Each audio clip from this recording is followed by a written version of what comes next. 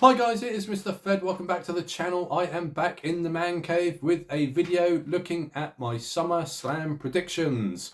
Part of this channel is professional wrestling, and I said at the very least I will try and give my predictions for the big four pay-per-views. And I know what you're thinking, Mr. Fed, what are the big four pay-per-views? Well, when I grew up watching professional wrestling, it was in January the Royal Rumble, April WrestleMania, August SummerSlam, and November Survivor Series. I do recently have got my copy of Inside the Ropes that has just come through the post. I am a monthly subscriber, so I do follow professional wrestling quite intently. I watch about 9 hours of it a week. I mean, I don't know how I manage to fit in 9 hours of professional wrestling a week, but I do. Professional wrestling is on Netflix now, so I mean, it's readily available to most people. I'm going to assume that most people do have Netflix, so there's no excuse really not to tune in and watch the annual summer extravaganza. SummerSlam is now 2 nights, so without further ado, let's have a look at the matches. There's no fancy graphics, no fancy editing on this channel. I've done it the good old-fashioned way. I have to write down the matches with a scribbly old pen on a piece of paper to jog my memory to see what they are, because my memory starts to fail me at the moment. So what have we got? Night 1, Liv Morgan, who's the champion, versus Io Sky. I'm going for Io Sky. I'm getting the sense that the Judgment Day could be due a breakup, and I think Raquel, isn't it Rachel Raquel or Raquel Rodriguez? I think she recently won the Intercontinental Champion off Sol Ruca, so I think there's going to be a shift in power. I think Raquel Rodriguez is going to be the lead femme fatale in the Judgment Day, and Liv Morgan's going to drop the title.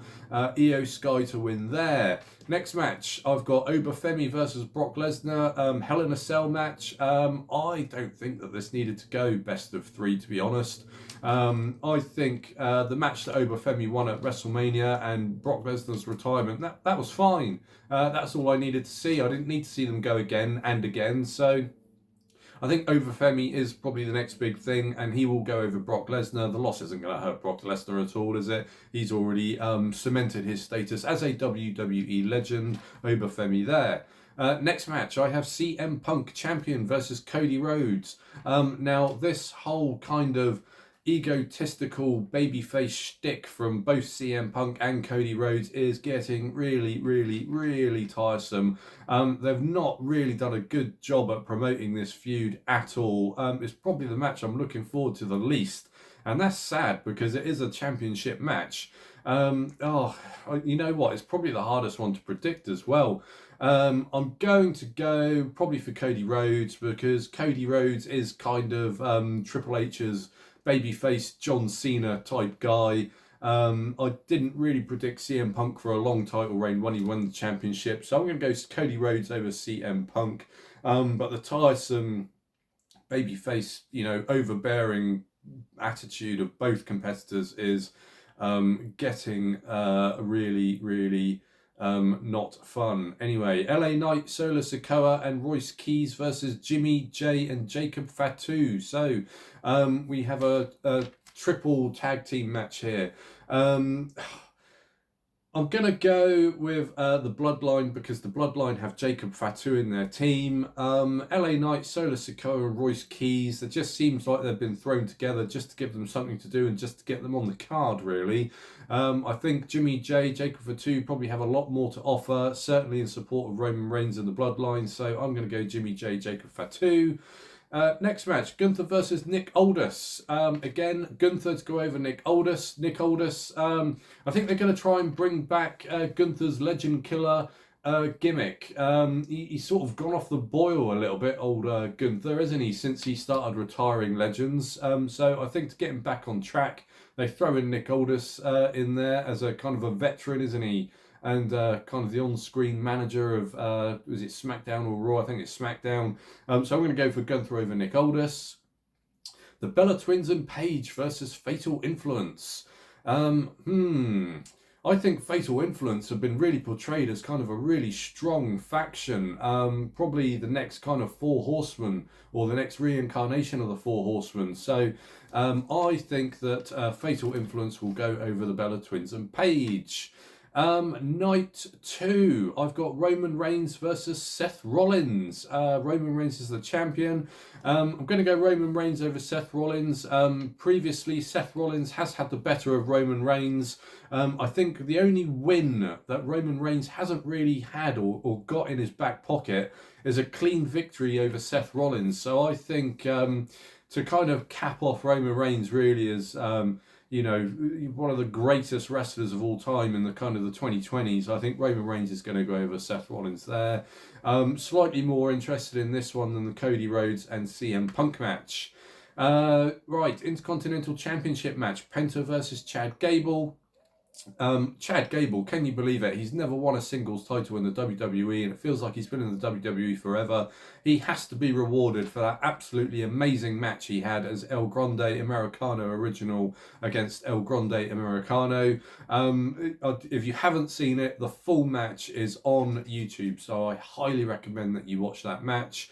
Chad Gable has just been a workhorse for so long, and he's got so much charisma. I really thought Chad Gable was going to beat Gunther for his Intercontinental title back in the day when Gunther held it for like 666 days. But SummerSlam is in Minnesota. It is Chad Gable's hometown, so I think there can only be one outcome here, and it has to be Chad Gable for the win.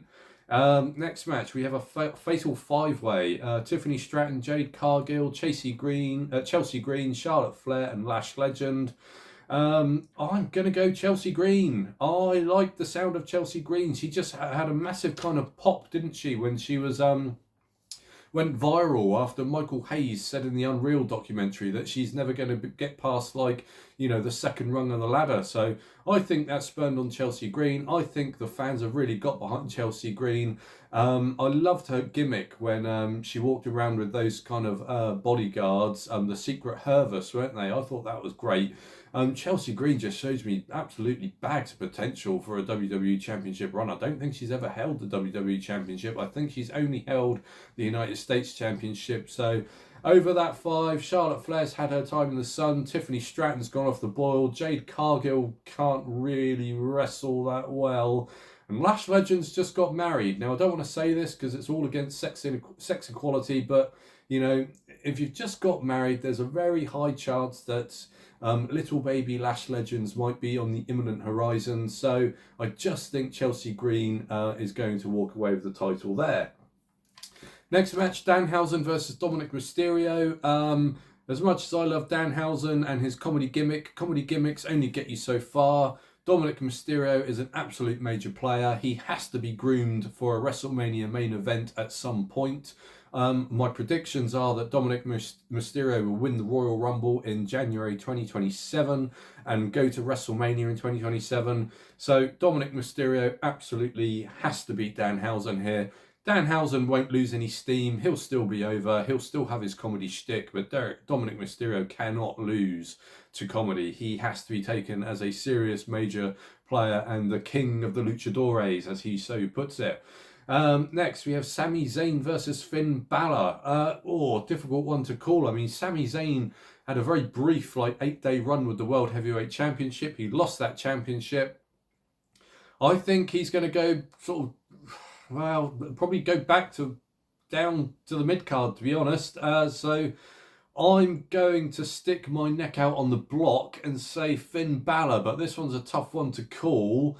Finn Balor did have a championship run, but he lost the championship through injury, didn't he? And he's never really been returned to that level after he lost the championship, after Seth Rollins buckle bombed him into the railings and he dislocated his shoulder. So I think Finn Balor probably deserves another crack of the whip, especially after his work in the Judgment Day. You're going to go Finn Balor there. Next match, Trick Williams versus Baron Corbin. I think they'll be absolutely damn fools to lose steam with Trick Williams. He is massively over. He's got all the catchphrases.